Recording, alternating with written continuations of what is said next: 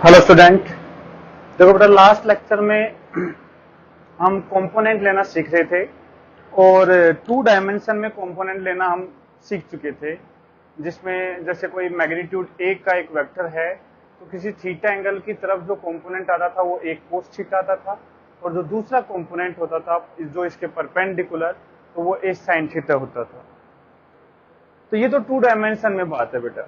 यदि हम three dimension में बात करें तो देखो कंपोनेंट कैसे लेते हैं।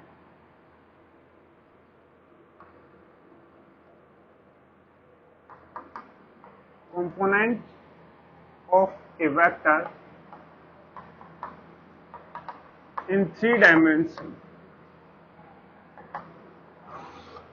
थ्री डायमेंशन में कंपोनेंट लेने की अब बात कर लेते हैं।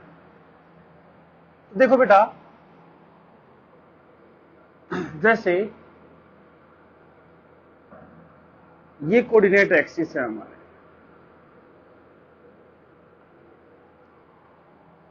और हम जो यहां बात करने जा रहे हैं जो कंपोनेंट है बेटा, ये रेक्टेंगुलर कंपोनेंट है। यहाँ ये कंपोनेंट जो है रेक्टेंगुलर कंपोनेंट है,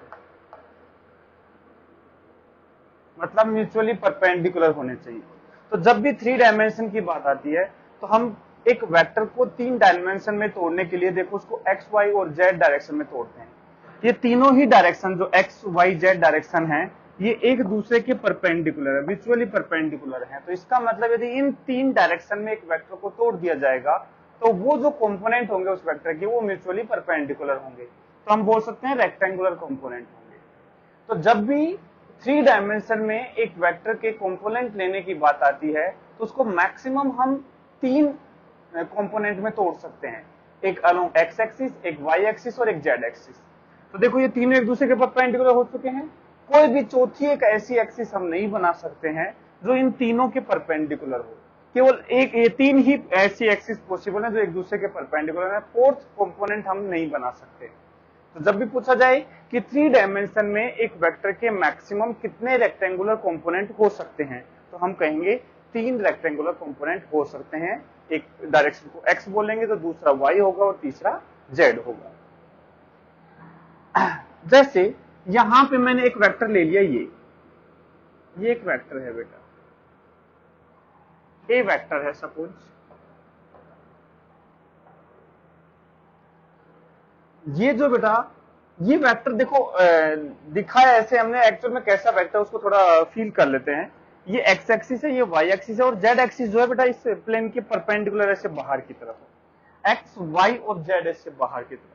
ये जो ए वेक्टर है कहीं ऐसा है, इस बोर्ड के प्लेन में नहीं, जरूरी नहीं है बोर्ड के प्लेन में है, कहीं भी हो सकता है। ये वेक्टर कुछ इस डायरेक्शन में ऐसे है। अब देखो इस वेक्टर के कंपोनेंट लेने हैं हमें, तो देखो इसको हमने यहां बनाया ऐसा है। वैसे देखो एक्स वाई और जेड, तो ये वेक्टर कुछ ऐसा हो गया। तो इस ए वेक्टर जो है ये एक्स एक्सिस के साथ जो एंगल बना रहा है, ये वाला एंगल, ये एंगल अल्फा है। और ये ए वेक्टर वाई एक्सिस के साथ जो एंगल बना रहा है ये एंगल बीटा है। और जेड एक्सिस के साथ जो एंगल बना रहा है ये एंगल गामा है। नाम दे दिया अल्फा बीटा गामा। बेटा यदि ये इस प्लेन में होता, ये ए वेक्टर इस बोर्ड के प्लेन में होता तो अल्फा और बीटा दोनों का सम 90 डिग्री होता। लेकिन ये इस प्लेन में नहीं है ए वेक्टर, ये कुछ ऐसे है। जैसे समझो कि ये एक्स एक्सिस, ये वाई एक्सिस और ये जेड एक्सिस, तो ये वेक्टर कुछ ऐसे है किसी एंगल पे। तो ये एंगल और ये एंगल दोनों का सम 90 हो। अब जरूरी नहीं है, इस प्लेन में ये वेक्टर नहीं है, तो अल्फा और बीटा कुछ भी हो सकते हैं यहाँ पे, और ये एंगल गामा है। तो यहां मैं लिख भी देता हूं, यहां जो अल्फा है angle made by x axis, angle made by x axis, या फिर मैं कहूं angle between x axis and a vector, ज्यादा अच्छा है। Angle between a vector and x axis, ये अल्फा है। जो बीटा है ये है angle between a vector and y axis, a vector and y axis. और ये जो गामा है ये है angle between a vector and z axis. X Y Z axis से जो एंगल है अल्फा बीटा गामा हो गई। अब देखो बेटा इसके कंपोनेंट लेने हैं। तो मैंने बताया था कि यदि ए वेक्टर ऐसे है तो अल्फा की तरफ जिधर थीटा होता है उधर की तरफ उसका जो कंपोनेंट होता है वो ए कोस थीटा होता है, कोस थीटा। अब देखो यदि मैं एक्स एक्सिस की तरफ बात करूं, component of A vector in x direction, यदि इसकी बात करें तो ये ए एक्स जो है बेटा ये आएगा ए कोस, और वो जो एंगल है अल्फा है, ए कोस अल्फा। ये ए जो है बेटा इसका मैग्नीट्यूड है, इस वेक्टर की जो लेंथ है वो ए है, तो ये ए एक्स आ जाएगा ए कोस अल्फा। और component of A vector in Y direction,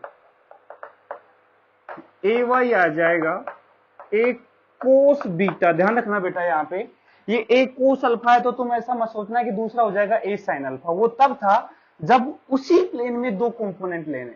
लेकिन ये ए वेक्टर अलग है, ए वेक्टर का एक्स एक्सिस से प्लेन कुछ अलग होगा, वाई के साथ प्लेन अलग होगा, मतलब अल्फा प्लस बीटा दोनों 90 नहीं है मिला के।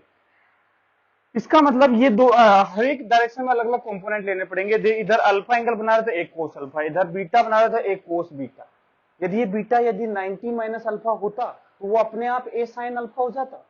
इसलिए हमें यदि एंगल दे रखा है तो सीधा कहेंगे ए कोस अल्फा एक्स डायरेक्शन में, ए कोस बीटा वाई डायरेक्शन में। ऐसे ही ए जेड जो है ये आ जाएगा A cos gamma Z direction में। ये तीनों डायरेक्शन में इसके कंपोनेंट की बात हो गई बेटा। अब देखो एक चीज डिफाइन करते हैं यहां पे हम, डायरेक्शन कोसाइन। डायरेक्शन कोसाइन ये क्या होते हैं? किसी भी एक वेक्टर के 3 डायमेंशन में 3 डायरेक्शन कोसाइन डिफाइन किए जाते हैं, एक एक्स डायरेक्शन का, एक वाई डायरेक्शन का और एक जेड डायरेक्शन का।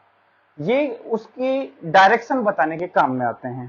तो देखो डायरेक्शन कोसाइन जो है एक्स डायरेक्शन कोसाइन, ये जो आएगा इसको हम एल बोल देते हैं। क्या बोल देते हैं? एल। इसकी वैल्यू होती है बेटा कोस अल्फा। ध्यान रखना डायरेक्शन कोसाइन, यदि एक्स एक्सिस के साथ जो एंगल है वो अल्फा है तो एक्स कोसाइन जो होगा वो कोस अल्फा होगा। कोसाइन है उस एंगल का जो उस एक्सिस से बना रहा है, उसी को हम बोल देते हैं डायरेक्शन कोसाइन। तो एल आ जाएगा कोस अल्फा। ऐसे ही वाई डायरेक्शन कोसाइन जो आएगा इसको हम बोल देते हैं एम, ये आएगा कोस बीटा। और जेड डायरेक्शन कोसाइन जो आएगा इसको एन बोल देते हैं, ये आ जाएगा कोस गामा। तो एल आ गया कोस अल्फा, ये एक्स डायरेक्शन कोसाइन है एल बोल दिया, वाई डायरेक्शन कोसाइन को एम बोल दिया और जेड डायरेक्शन कोसाइन को हमने एन बोल दिया। तो एल आ गया कोस अल्फा, ये कोस बीटा और ये कोस गामा। अब देखो ध्यान से, कोस अल्फा की यदि वैल्यू निकालना चाहूं तो यहां से देखो बेटा कोस अल्फा क्या आएगा ए एक्स अपॉन ए, यहां से कोस बीटा क्या आएगा ए वाई अपॉन ए, और यहां से कोस गामा आ जाएगा ए जेड अपॉन ए। तो देखो ये कोस अल्फा जो एक्स डायरेक्शन कोसाइन है वो आएगा ए एक्स अपॉन ए, ये आएगा ए वाई अपॉन ए और ये आएगा ए जेड अपॉन ए, ये आएगा बेटा। बात समझ में आई? ये ए एक्स डायरेक्शन का कंपोनेंट है, ये वाई डायरेक्शन का, ये जेड डायरेक्शन का। तो देखो ये ए वेक्टर जो है इसको हम लिख सकते हैं एक कोस अल्फा जो एक्स डायरेक्शन में है, एक कोस बीटा वाई डायरेक्शन में है और एक कोस गामा जेड डायरेक्शन में, ये कंपोनेंट है। तो देखो यहां हमने बात की डायरेक्शन कोसाइन की। तो कई बार पूछ भी लेता है क्वेश्चन में कि बताओ, एक वेक्टर दे देगा उसका पूछ लेगा कि एक्स डायरेक्शन कोसाइन क्या है, वाई डायरेक्शन कोसाइन क्या है, जेड डायरेक्शन कोसाइन क्या है, एक्स एक्सिस के साथ क्या एंगल बनाएगा। तो देखो यदि डायरेक्शन कोसाइन कोस अल्फा हमें पता है तो एंगल के लिए उसका कोस इनवर्स कर देंगे। तो कोस अल्फा यदि ए एक्स अपॉन ए है तो alpha will be equal to A cos inverse A X upon A. तो ऐसे हम डायरेक्शन कोसाइन की बात करेंगे। इसके आगे और हम कंटिन्यू करेंगे, पहले इसको स्क्रीन को पॉज करके इतना नोट करो बेटा।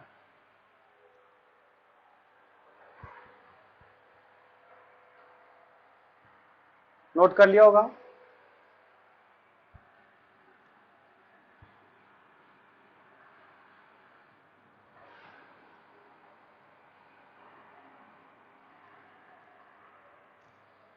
अब देखो बेटा, हम बात करते हैं डायरेक्शन कोसाइन की। तो एल जो आया ये आ गया कोस अल्फा, और ये आया था ए एक्स अपॉन ए। एम जो आया था ये आया था कोस बीटा, जो कि था ए वाई अपॉन ए। ए वाई मीन्स वाई कॉम्पोनेंट। और एन जो है ये है कोस गामा, ये था ए जेड अपॉन ए। तो ये इक्वेशन 1 है, ये इक्वेशन 2 है, ये इक्वेशन 3। तो एक काम करते हैं, इक्वेशन 1 का स्क्वायर प्लस इक्वेशन 2 का स्क्वायर प्लस इक्वेशन 3 का स्क्वायर, मतलब स्क्वायर करके ऐड कर देते हैं, देखते हैं क्या आता है। यह आएगा कोस स्क्वायर अल्फा, यह आएगा कोस स्क्वायर बीटा, और यह आएगा कोस स्क्वायर गामा। ये जो है बेटा ये बन जाएगा ए x square, a y square, a z square upon a square. तो कॉमन आ जाएगा एलसीएम। तो देखो तीनों में ए स्क्वायर था तो एलसीएम आ गया, तो बच गया a x square, a y square, a z square. अब देखो एक्चुअल में ए एक्स, ए वाई, ए जेड क्या है? इसके एक्स, वाई और जेड कॉम्पोनेंट। बिकॉज ए जो वेक्टर था ये था ए x i cap, a y j cap, a z k cap. X direction का कंपोनेंट था उसको आई कैप के साथ लिख दिया, वाई डायरेक्शन का कंपोनेंट था उसको जे कैप के साथ लिख दिया, और जेड डायरेक्शन का कंपोनेंट था उसको के कैप के साथ लिख दिया। तो ए वेक्टर जो है ये बन गया a x i cap, a y j cap, a z k cap. तो बताओ इसका मैग्नीट्यूड क्या आएगा? This will be equal to root over a x square plus a y square plus a z square. बोलो आएगा या नहीं आएगा? तो देखो a x square, a y square, a z square जो है वो ए स्क्वायर के इक्वल आ जाएगा या नहीं? तो इस रूट को यदि मैं हटा दूं यहां से तो ये बन जाएगा इधर इसका स्क्वायर। इसका मतलब इसको इसमें रखोगे तो ए x square, a y square, a z square को ए स्क्वायर रख दोगे तो यहां से आ जाएगा cos square alpha plus cos square beta plus cos square gamma is equal to a square upon a square means 1। ये कोसाइन लॉ आ गया कि कोई भी एक वेक्टर, कोई भी 3 डायमेंशन में कोई भी वेक्टर ले लो, यदि वो एक्स डायरेक्शन से अल्फा एंगल बना रहा है, वाई डायरेक्शन से बीटा एंगल बना रहा है और जेड डायरेक्शन से गामा एंगल बना रहा है तो कोस square alpha plus cos square beta plus cos square gamma, तीनों का जो सम है वो हमेशा 1 आएगा। ना 1 से ज्यादा ना 1 से कम, एग्जैक्ट 1 आएगा हर एक वेक्टर के लिए। कोई भी वेक्टर ऐसा नहीं हो सकता जिसके लिए ये रूल फॉलो ना हो। अल्फा बीटा गामा की वैल्यू कुछ इस प्रकार से एडजस्ट होंगी कि तीनों का सम जो है 1 ही आएगा, इससे ज्यादा नहीं आ सकता और इससे कम भी नहीं आ सकता। ये जो कोस स्क्वायर अल्फा एक्चुअल में एक्स कोसाइन है, तो इसको मैं लिख सकता हूं एल स्क्वायर, ये बन जाएगा एम स्क्वायर, ये बन जाएगा n square is equal to 1। मतलब यदि किसी वेक्टर के 3 डायरेक्शन कोसाइन हमें दिए गए हैं तो उनका स्क्वायर करके ऐड करेंगे तो तीनों का सम 1 ही आएगा। इसका मतलब एक वेक्टर के जो डायरेक्शन कोसाइन है वो हमेशा 1 से क्या होंगे? छोटे होंगे। तो ये डायरेक्शन कोसाइन की बात होगी, तो ये कोसाइन लो हमें याद भी रखना है। इसी में देखो यदि मैं कोस स्क्वायर अल्फा को लिख दूं 1 माइनस साइन स्क्वायर अल्फा, तो देखो ये जो इक्वेशन है ये क्या बन जाएगी? ये बन जाएगी 1 minus sine square alpha, 1 minus sine square beta, 1 minus sine square gamma is equal to 1। तो देखो sine square alpha, sine square beta, sine square gamma को इधर लेके आएंगे तो ये बन जाएंगे प्लस में, और ये 1 इधर आएगा तो देखो 1 2 3 था जिसमें से 1 माइनस हो जाएगा। तो सोल्व करने पे ये आ जाएगा sine square alpha, sine square beta, sine square gamma is equal to 2। यदि cos square alpha, cos square beta, cos square gamma करें तो वो 1 आएगा, और sine square alpha plus sine square beta plus sine square gamma की value 2 आएगी हमेशा। तो ये इस फॉर्मेट में ज्यादा जरूरी होता है याद रखना। कभी कभी ये भी पूछ ले तो ये भी बता सकते हैं कि इसकी वैल्यू हमेशा 2 होगी। तो ये था डायरेक्शन कोसाइन के बारे में। जैसे अब देखो क्वेश्चन में सोल्व करते हैं। एक क्वेश्चन लेते हैं, ए वेक्टर दे रखा है हमें 2i cap minus 3j cap plus 5 या प्लस k कैप, ऐसा ले लीजिए 2i cap minus 3j cap plus k cap. तो पूछा है फाइंड डायरेक्शन कोसाइन, तीनों डायरेक्शन कोसाइन निकालने हैं।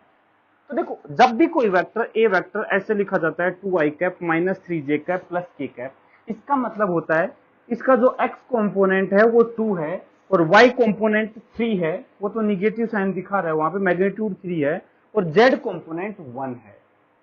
ये जो है बेटा x और y और z कंपोनेंट दिखाते हैं और तीनों कंपोनेंट को यदि ऐड कर दिया हमने वेक्टर एडिशन तो ये ए वेक्टर बन जाता है। कंपोनेंट की डेफिनेशन भी मैंने यही बताई थी, यदि उन सभी कंपोनेंट को वेक्टर एडिशन कर दिया जाए तो वापस से जो इनिशियल वेक्टर था वो बन जाएगा। साथ ही साथ x और y और z जो कंपोनेंट हैं वो म्यूचुअली देखो परपेंडिकुलर भी हैं, क्योंकि ये x डायरेक्शन का है, ये y डायरेक्शन का है और ये z डायरेक्शन का है। तो ये रेक्टेंगुलर कंपोनेंट है 3 डायमेंशन में। तो देखो x कोसाइन कैसे निकालते हैं। तो देखो x कोसाइन हम कहेंगे cos alpha that will be equal to, देखो अभी निकाला था कोस अल्फा आया था ax upon a, cos alpha आया था ax अपॉन a। ax क्या था? ax था a वेक्टर का x डायरेक्शन का कंपोनेंट। तो a वेक्टर दे रखा है, इसका x कंपोनेंट क्या है 2, x कंपोनेंट क्या है 2। तो ये बन जाएगा, देखो इसको लिख देता हूं ax अपॉन a। तो कोस अल्फा जो है दैट विल बी ax है बेटा 2 डिवाइड बाई a है इसका मैग्नीट्यूड जो कि होगा रूट ओवर 2 का स्क्वायर प्लस 3 का स्क्वायर प्लस 1 का स्क्वायर। इट मीन्स 2 अपॉन 4 9 9 और 1 10 और 14 रूट 14, 2 अपॉन रूट 14। यदि इसने पूछा होता कि बताओ x डायरेक्शन के साथ कितना एंगल बनाएगा तो मेरा आंसर होता कोस इनवर्स 2 अपॉन रूट 14। ऐसे ही y कोसाइन आएगा cos beta that will be equal to -3 divide by magnitude, तो ये आएगा रूट 14। यदि बात करें cos gamma that will be equal to 1 upon root 14। तो ये इसके डायरेक्शन कोसाइन हो जाएंगे। तो कभी भी किसी वेक्टर का डायरेक्शन कोसाइन निकालना है तो कोई बड़ी बात नहीं है, उसके x कंपोनेंट को उसके मैग्नीट्यूड से डिवाइड कर देंगे तो x डायरेक्शन कोसाइन आएगा, y कंपोनेंट को उसके मैग्नीट्यूड से डिवाइड कर देंगे तो y डायरेक्शन कोसाइन आएगा। तो ये चीज का हमें ध्यान रखना है। तो इसको नोट कर लो बेटा, स्क्रीन को पॉज करो, इसको नोट करो। लिख लिया होगा बेटा?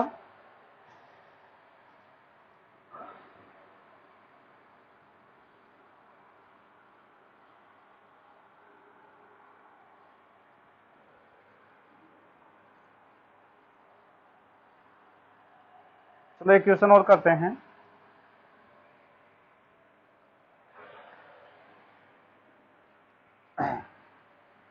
देखो मान लो हमें किसी वेक्टर के दो एक्सिस से एंगल बता रखा है कि वो एक्स एक्सिस से कितना एंगल बना रहा है, वाई एक्सिस से कितना बना रहा है, तो बताओ जेड एक्सिस से कितना एंगल बनाएगा।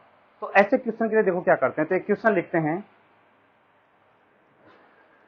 लिखो नोट करेंगे कॉपी में बेटा साथ साथ।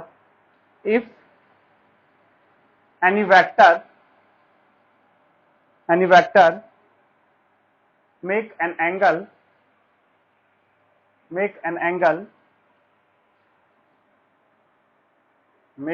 angle 60 degree with the x-axis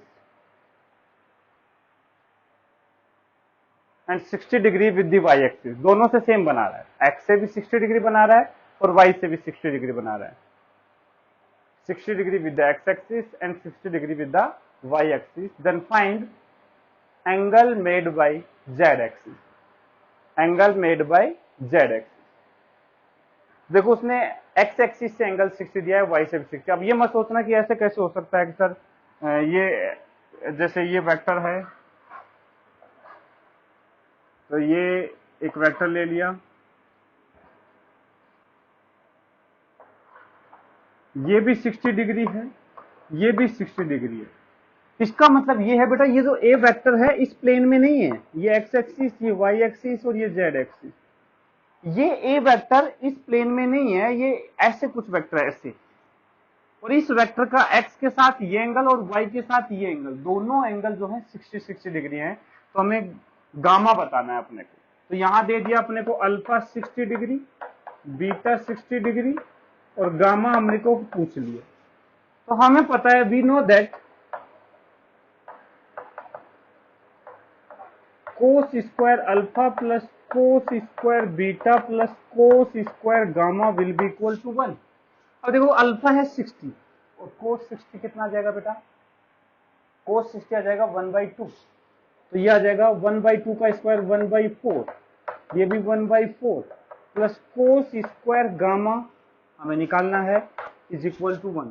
तो 1/4 1/4 1/2, 1/2 इधर आएगा तो 1/2 बच जाएगा, और इसको स्क्वायर को खत्म करेंगे तो कोस अल्फा की वैल्यू आ जाएगी 1/√2। It means gamma will be equal to 45 degree. मतलब जेड एक्सिस के साथ जो एंगल है उसका वो 45 डिग्री होगा। तो ये चीजें का हमें ध्यान रखना है बेटा। तो यहां से देखो एक चीज तो कंफर्म है, वो क्या है उसके बारे में यदि बात करें कि बेटा हमें पता है कोस square alpha plus cos square beta plus cos square gamma की वैल्यू 1 होती है। यदि मैं अल्फा और बीटा को 45 ले लेता हूं, अल्फा और बीटा को 45 ले लेता हूं, तो कोस स्क्वायर 45, कोस 45 होता है 1/√2, तो उसका स्क्वायर करेंगे तो ये 1/2 और ये 1/2 दोनों मिलके 1 बन जाएंगे। इसके मतलब ये वाला जो वैल्यू क्या होना चाहिए, 0, और ये वैल्यू 0 कब होगी, जब गामा की वैल्यू 90 डिग्री हो। तो एक चीज का ध्यान रखना, हमें पता है कि अल्फा बीटा का एंगल जितना छोटा होगा कोस की वैल्यू उतनी ही बड़ी होगी।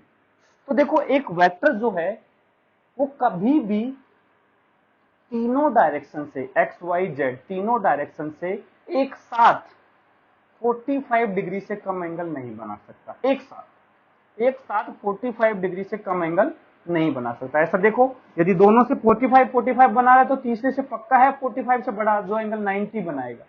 तो जब भी दो एंगल यदि 45 डिग्री से छोटे हैं तो तीसरा एंगल 100% 45 डिग्री से बड़ा ही होगा। तो ये नोट करके हम लिखेंगे। पहले इसको स्क्रीन को पोज करके इसको नोट करो और फिर एक नोट यहाँ पे हम लिखेंगे। तो करो नोट बेटा इसको।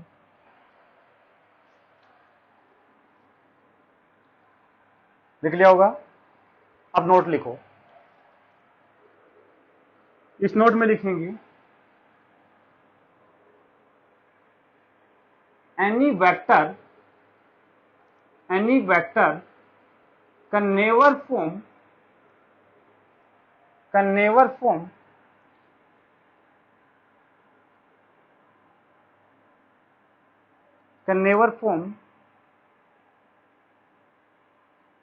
an angle less than 45 degree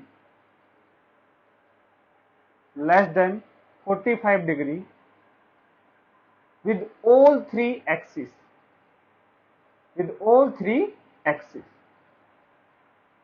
कभी भी तीनों एक्सिस से 45 डिग्री से कम एंगल 45 डिग्री से कम एंगल नहीं बना सकता।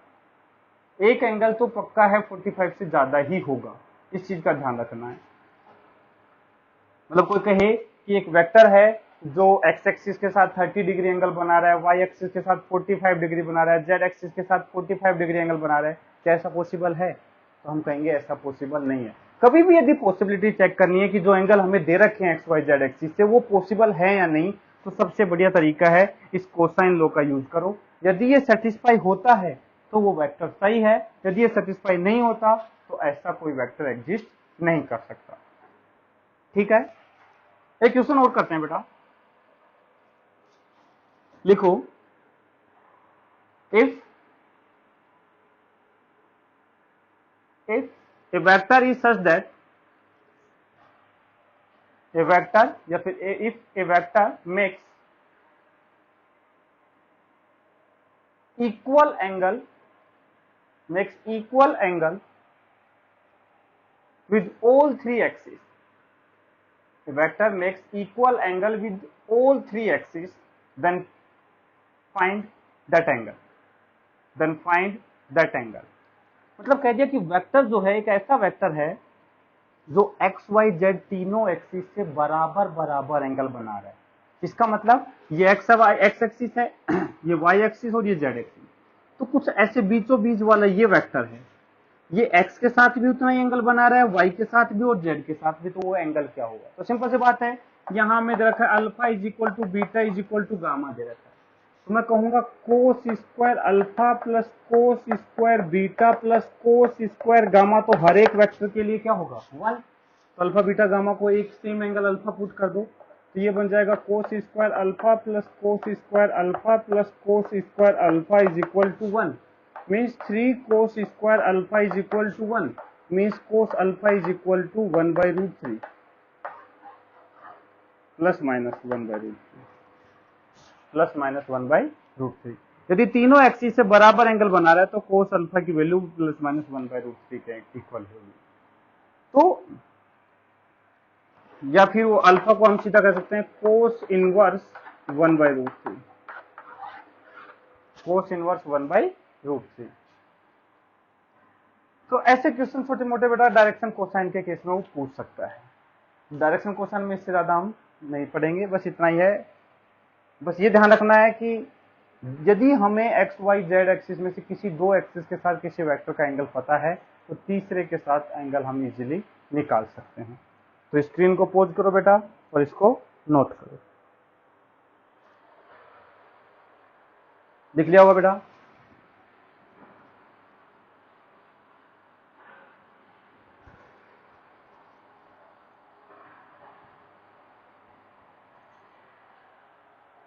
इसके बाद देखो बेटा, हम बात करते हैं, एक क्वेश्चन कर लेते हैं। चलो, कंपोनेंट जो लेना हमने सीखा है, तो क्या हम कंपोनेंट लेना सीख गए हैं उसके बारे में बात कर लेते हैं। तो देखो, एक जो केस है वो बार बार आगे काम आएगा, उसको देखते हैं। जैसे एक इंक्लाइन प्लेन है, थीटा एंगल, ऐसा इंक्लाइन प्लेन है, ट्रायंगुलर प्रिज्म शेप का है ऐसे, ये है एक इंक्लाइन सरफेस है ऐसे, स्लैंट सरफेस है ऐसे। इस इंक्लाइन प्लेन के ऊपर एक ब्लॉक रखा हुआ है, m मास का ब्लॉक, ये एंगल थीटा है। बेटा ये जो ब्लॉक लगा रखा है, इसका नीचे की तरफ जो वेट है इसमें mg लग रहा है, वेट इसका। तो हमें इस वेट के दो कंपोनेंट बताने हैं एक वो कंपोनेंट जो अलोंग द इंक्लाइन आएगा, एक वो कंपोनेंट जो परपेंडिकुलर टू द इंक्लाइन आएगा। तो ये दोनों कंपोनेंट हमें निकालने हैं इस केस में। तो देखो अब क्या करते हैं, ये वाला जो कंपोनेंट है और एक ये वाला कंपोनेंट, दोनों पता करने। तो हमें ये एंगल चाहिए, ये एंगल, तो ये थीटा है बेटा, और यदि इसको एक्सटेंड करेंगे तो ये 90 डिग्री है, तो ये 90 माइनस थीटा होगा और ये एंगल क्या हो जाएगा? थीटा हो जाएगा। ये एंगल थीटा है तो ये एंगल भी क्या आ जाएगा? थीटा। ये तो सिंपल ज्योमेट्री है। तो mg का एक कंपोनेंट जो इधर आएगा और एक कंपोनेंट इधर आएगा, तो इधर वाला कंपोनेंट, तो देखो component of mg perpendicular to the surface, ये परपेंडिकुलर लिखा हुआ है बेटा, परपेंडिकुलर टू द सरफेस। तो ये जो है ये वाला कंपोनेंट है, ये आएगा mg कोस थीटा। मैंने बताया था जिधर एंगल थीटा है उधर की तरफ जो कंपोनेंट आएगा वो कोस थीटा आएगा। तो this will be equal to mg cos theta and component of mg parallel to the incline plane,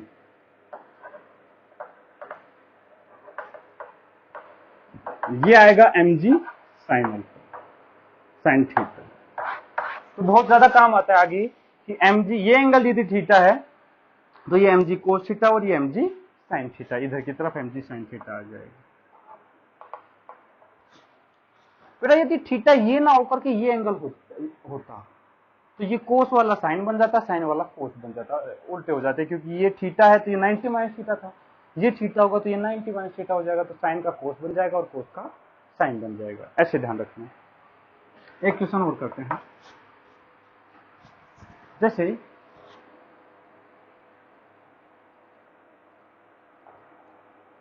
एक पार्टिकल के ऊपर कुछ फोर्स लग रहे हैं, ये है 10 न्यूटन, ये है 20 न्यूटन,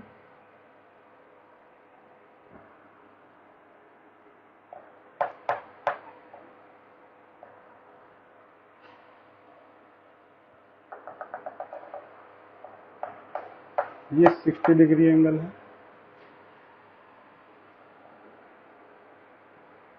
और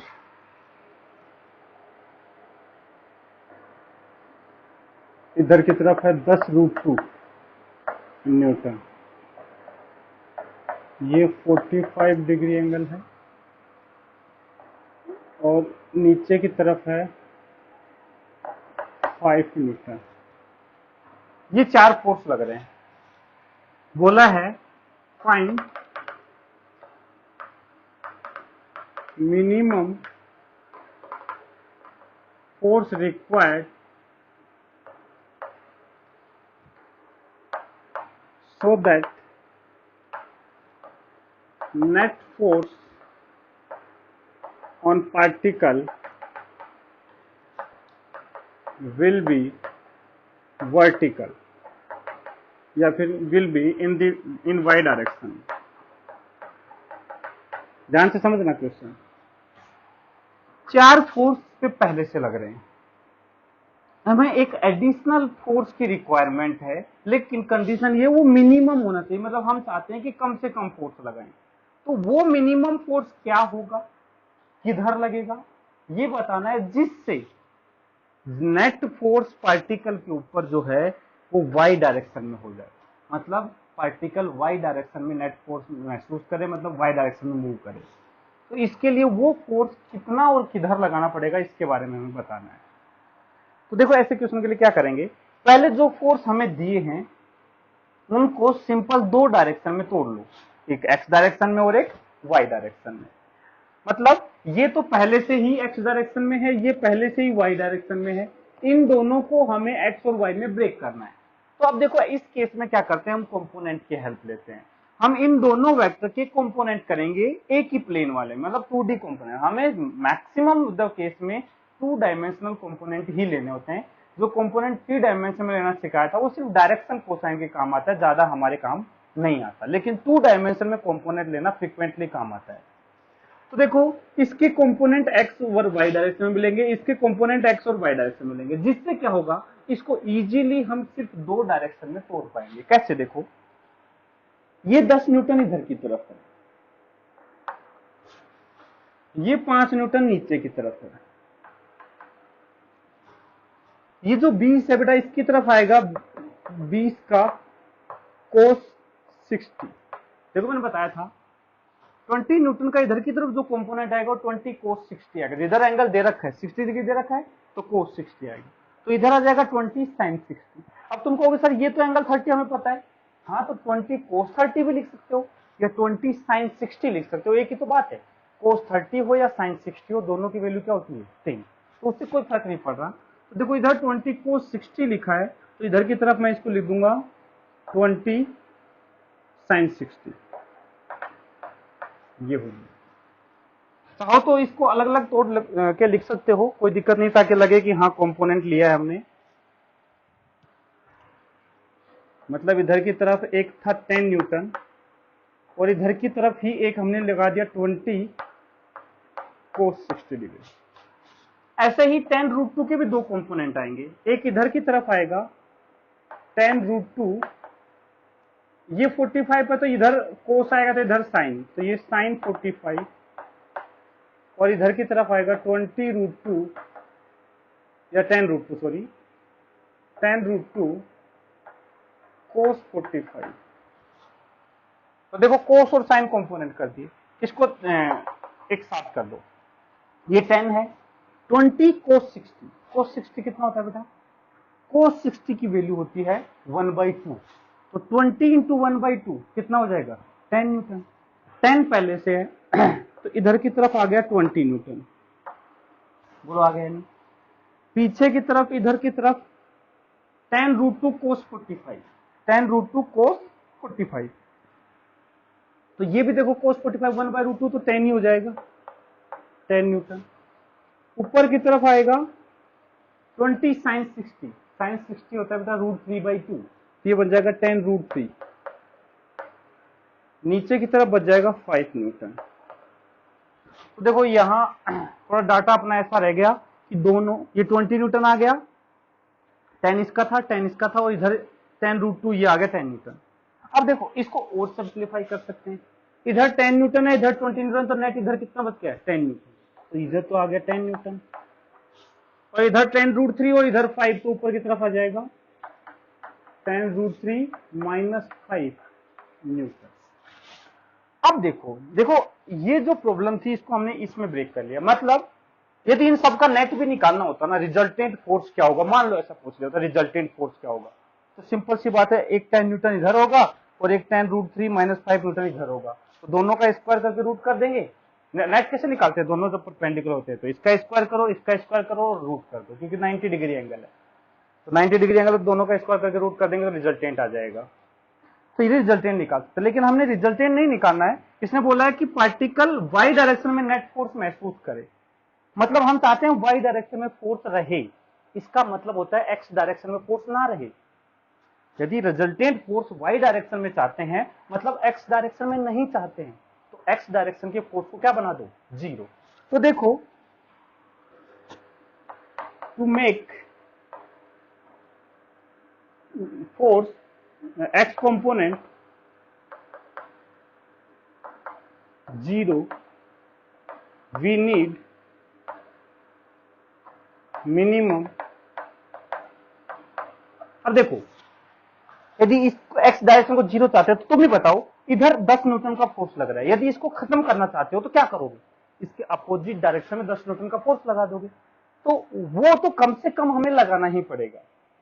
यदि तुमने अपोजिट में 10 से ज्यादा लगा दिया तो उस केस में क्या होगा, नेट उस डायरेक्शन में चला जाएगा, तो 10 से ज्यादा नहीं लगा सकते। हाँ, यदि 10 से ज्यादा लगाना चाहते हो तो किसी एंगल पे लगाओ, यदि तुम 20 न्यूटन लगाना चाहते हो तो किसी एंगल पे लगाओ जिसका एक कंपोनेंट 10 आ जाए और इसको कैंसिल कर दे। लेकिन हमें ज्यादा तो लगाना ही नहीं है ना, क्योंकि क्वेश्चन में पूछा था मिनिमम फोर्स रिक्वायर्ड, कम से कम कितना चाहिए, तो हम कहेंगे कम से कम 10 को खत्म करने के लिए 10 तो चाहिए ही चाहिए। उससे ज्यादा लगाओगे तो किसी एंगल पे लगाओगे, वो हमारे कोई काम का नहीं है, क्योंकि हमें मिनिमम फोर्स चाहिए। तो हम 10 न्यूटन को खत्म करने के लिए कम से कम 10 न्यूटन इसके अपोजिट डायरेक्शन में लगाएंगे। तो minimum, we need minimum 10 newton force in minus x direction, ध्यान रखना माइनस एक्स डायरेक्शन, इसके अपोजिट डायरेक्शन में लगा देंगे। तो जैसे ये 10 न्यूटन फोर्स माइनस एक्स में लगाओगे तो ये दोनों मिलकर कैंसिल हो जाएंगे, नेट किधर आ जाएगा, वाई डायरेक्शन में आ जाएगा। कितना आ जाएगा, 10√3 माइनस 5 न्यूटन के इक्वल आ जाएगा। देखो इस टाइप से बेटा ये प्रॉब्लम सोल्व की जाती है। स्क्रीन को पॉज करो, इसको नोट कर लो, लिख लिया होगा बेटा।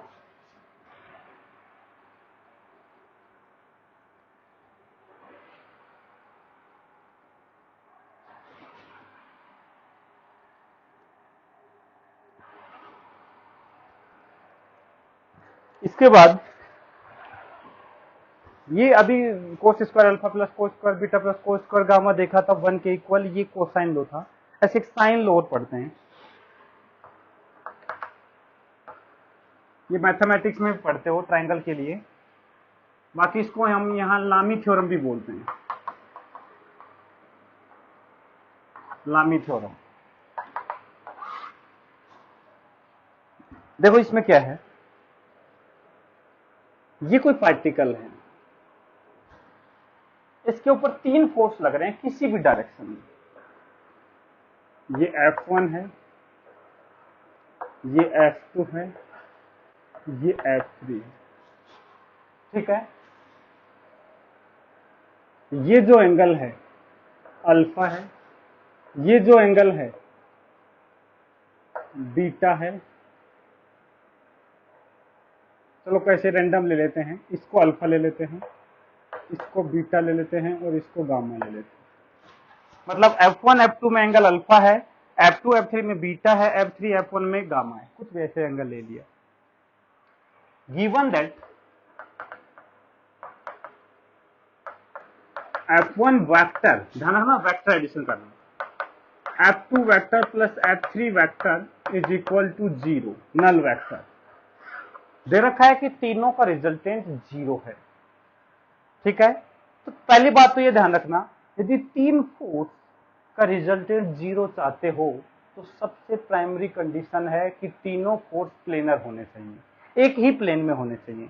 ये मैं पहले स्टार्टिंग में बता चुका हूं कि मिनिमम फोर्स की रिक्वायरमेंट 0 रिजल्टेंट बनाने के लिए, जो कि एक दूसरे के अपोजिट नहीं है, तो वो मिनिमम रिक्वायरमेंट हो जाएगी तीन फोर्स की, और वो कोप्लेनर फोर्स होने चाहिए।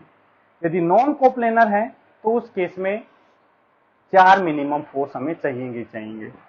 ये दे रखा है कि तीनों का रिजल्टेंट 0 है, तो इसके लिए कंडीशन क्या होती है, ये होती है देन F1 डिवाइड बाई, ये फोर्स लिया डिवाइड बाई इसके सामने जो एंगल है, F1 के अपोजिट जो एंगल है, ध्यान रखना इसके अपोजिट ये एंगल है, इसके अपोजिट ये, इसके अपोजिट ये, तो F1 के अपोजिट जो एंगल है उसका sine beta, F1 upon sine beta is equal to F2 upon F2 के सामने का एंगल का sine gamma is equal to F3 upon sine alpha, यही साइन लो है। ठीक है, इसको नोट करने से पहले मैं इसको लैंग्वेज में लिखूंगा, उसके बाद इसको नोट करना है। तो सबसे पहले ये सब कुछ लिखने से पहले साइन लॉ में, इस्लामी थ्योरम में लिखेंगे। लिखो, if three coplanar forces are acting on any particle, three coplanar forces are acting on any particle such that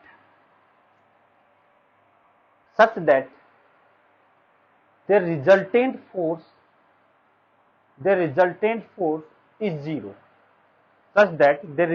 force is zero, then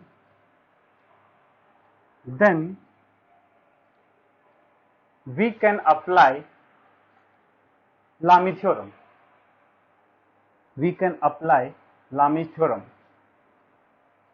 अब लामी थ्योरम क्या है, वो ये है। तो देखना, ये F1 F2 F3 तीन फोर्स हो गए, अल्फा बीटा गामा एंगल पे लगे हुए हैं। यदि तीनों का रिजल्टेंट 0 है तो ये F1 upon sine beta, F2 upon sine gamma और F3 अपॉन साइन अल्फा के इक्वल होगा। ये अल्फा बीटा गामा इसको ऐसे रखना नहीं है, ऐसे रखना है इसको, F1 डिवाइड बाई इसके सामने के एंगल का साइन, F2 डिवाइड बाई इसके सामने के एंगल का साइन, F3 डिवाइड बाई इसके सामने के एंगल का साइन। यदि तुमसे एक क्वेश्चन पूछूं मैं, ये जो इक्वेशन लिखी हुई है, ये कितनी इक्वेशन है, कितने वेरिएबल यहां से फाइंड कर सकते हैं? ये तो पक्का है, जितने नंबर ऑफ इक्वेशन होंगे उतने ही वेरिएबल हम उस इक्वेशन से सोल्व कर सकते हैं। ये कितनी इक्वेशन है, एक क्वेश्चन का आंसर चाहिए मुझे। तो देखो बेटा, ये जो है, ये दो इक्वेशन लिखे हैं, जितने इक्वलिटी के साइन है उतने इक्वेशन लिखी हुई है। ये इसके इक्वल है एक इक्वेशन, ये इसके इक्वल है दो इक्वेशन। अब तुम कहोगे सर ये इसके इक्वल है तीन इक्वेशन, नहीं बेटा, ये इसके इक्वल है और ये इसके इक्वल है, तो ये तो अपने आप इक्वल हो गए ना, तो वो तो एक कॉमन सेंस वाली बात होगी। तो ये दो ही इक्वेशन है, यदि ये दोनों इक्वल होंगे, ये दोनों इक्वल होंगे, तो 100% ये तो इक्वल होंगे ही होंगे, वो कोई नई इक्वेशन नहीं है। तो इससे हम सिर्फ दो वेरिएबल की कैलकुलेशन कर सकते हैं। अब दो वेरिएबल कौन कौन से हो सकते हैं अपने पास? देखो है कितने variable, F1 F2 F3 alpha beta gamma, 6 variable है, 3 फोर्स और 3 एंगल। इसमें से 4 चीजें देगा, मे बी 3 फोर्स 1 एंगल दे दे, मे बी 2 फोर्स 2 एंगल दे दे, मे बी 3 एंगल 2 फोर्स दे, 1 फोर्स दे दे, कोई भी 4 वेरिएबल दे देगा और 2 पूछ लेगा। तो इस इक्वेशन को सोल्व करके हम वो वेरिएबल निकाल सकते हैं। तो ये है लामी थ्योरम, ये भी हमें ध्यान रखनी चाहिए। तो देखो एक छोटा सा एग्जांपल इसके लिए कर लेते हैं। जैसे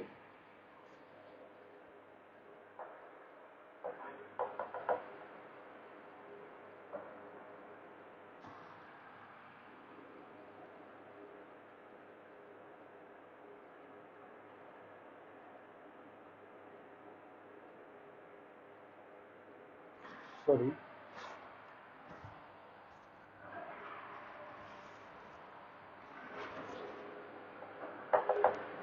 वैसे ये एनएलएम में आगे करते हैं अपन एग्जाम्पल ऐसे।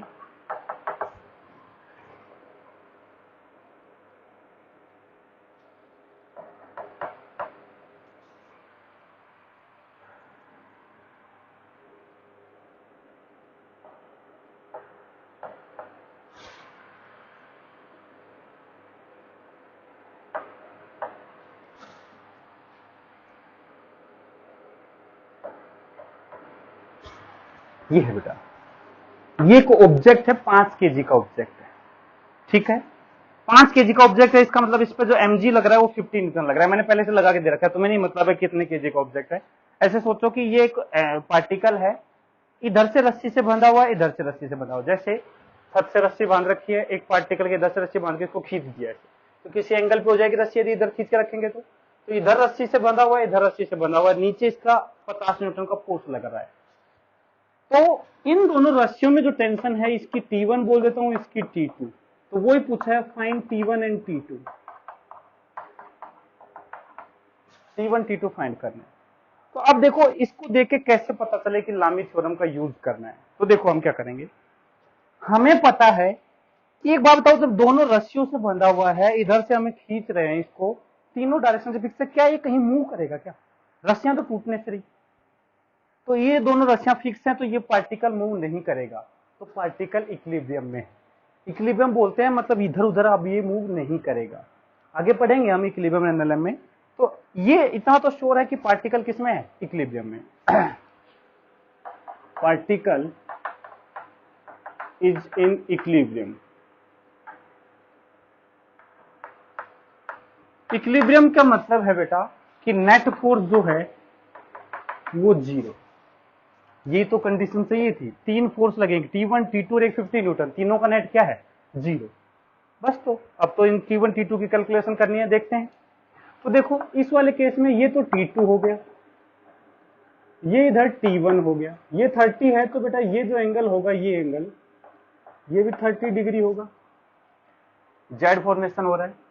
और नीचे की तरफ ये जो एंगल है 50 न्यूटन फोर्स, और ये एंगल हमें 90 डिग्री दे रखा है। ये 30 है, तो बेटा ये जो वर्टिकल के साथ एंगल बनाएगा 60 और 90 है, तो 90 और 60 कितने हो जाएंगे, 150 डिग्री। ये 90 है और ये 30 है, तो 120 डिग्री। तो अब देखो कैसे लिखते हैं, sign low, T1 divide by इसके सामने का angle sine 90 is equal to T2 upon इसके सामने का एंगल 90 है, 30 है, 30 मत लिख देना बेटा, 90 plus 30 sine 120 is equal to 50 divide by 50 के सामने का एंगल 150 साइन 150। ये हो गया।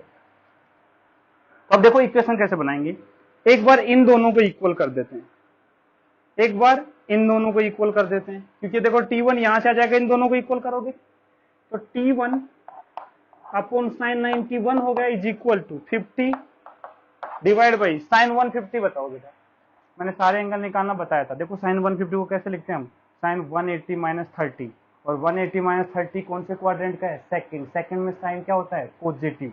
अब 180 प्लस माइनस लिखते हैं जब हम कहते हैं साइन का साइन रहता है, कोस का कोस रहता है, तो ये बच जाएगा साइन 30, और साइन 30 होता है 1/2। तो देखो हमें याद होना चाहिए, ये हो गया 1/2, तो यहाँ से T1 आ जाएगा 100 न्यूटन। ऐसे ही बेटा मैं कहूंगा T2 डिवाइड बाई साइन 120, ये हो जाएगा साइन 60 के इक्वल, जो कि √3/2 है, इज इक्वल टू 50 अपॉन 1/2। तो 2 2 कैंसिल हो जाएंगे, T2 will be equal to 50√3। तो इस टाइप से बेटा ये प्रॉब्लम सोल्व कर सकते हैं। बाकी दूसरा तरीका भी है इसको सोल्व करने का, कि क्यों ना इस T1 के दो कंपोनेंट ले लिए जाएं, एक y डायरेक्शन में, एक x डायरेक्शन में, दोनों कंपोनेंट, और फिर जैसे अभी हमने सोल्व किया था, ये आपको आपस जो इसके एक दूसरे के अपोजिट फोर्स हमको सीधा सब्ट्रैक्ट कर दो, इन दोनों को सब्ट्रैक्ट कर दो, नेट 0 कर दो, तो ये ऐसे भी कर सकते हैं। वो आगे हम वो डिटेल में समझेंगे। मैं तो सिर्फ यहाँ एक लामी थ्योरम का एप्लीकेशन दिखा रहा था कि ऐसा कर सकते हैं। बाकी और भी तरीके हैं जिससे उसको सोल्व किया जा सकता है, वो हम आगे पढ़ेंगे। तो बेटा ये हमने बात कर ली, कंपोनेंट लेना सीख लिया अपने। तो कंपोनेंट लेना बहुत ही जरूरी है, आना समझ में आना ही चाहिए, क्योंकि आगे आने वाले जो न्यूटन्स लॉज ऑफ मोशन, आगे जितने भी टॉपिक्स पढ़ने वाले हैं हम, हर में कंपोनेंट एक बेसिक रिक्वायरमेंट है जो हमें पता होना ही होना चाहिए। तो नेक्स्ट लेक्चर में देखो हम डॉट प्रोडक्ट अभी तक पढ़ चुके हैं और नेक्स्ट लेक्चर में एक चीज बची हुई है क्रॉस प्रोडक्ट। तो नेक्स्ट लेक्चर में हम वेक्टर को खत्म कर देंगे, सिर्फ क्रॉस प्रोडक्ट बचा हुआ उसको पढ़ना है। ठीक है, ओके, थैंक यू बेटा।